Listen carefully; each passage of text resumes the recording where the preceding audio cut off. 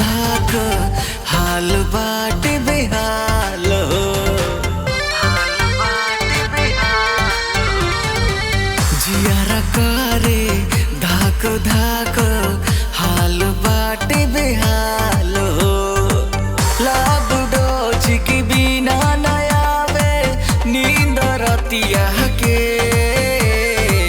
लाभ डोज के बिना नयावे नींद रतिया के।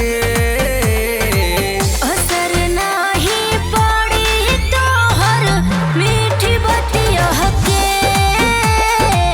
असर नाही पड़ी तोहर मीठी बतिया के।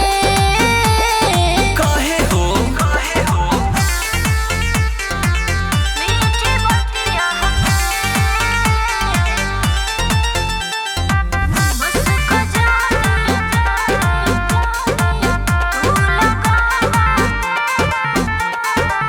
बस को जानी तू लगावा अपना बात से न बहकावा।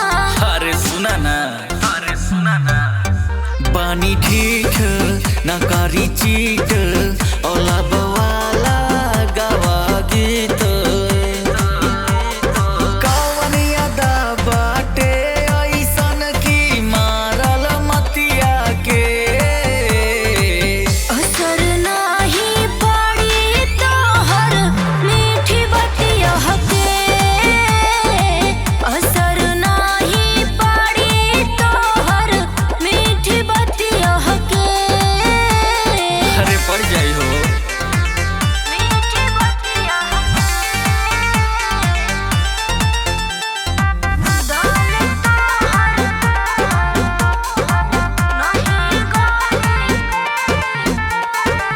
दाल तोहर नहीं गाली जाके देखा तू दूसर गाली। काहे हो समझाई सारा अलिख डारा अदिलवा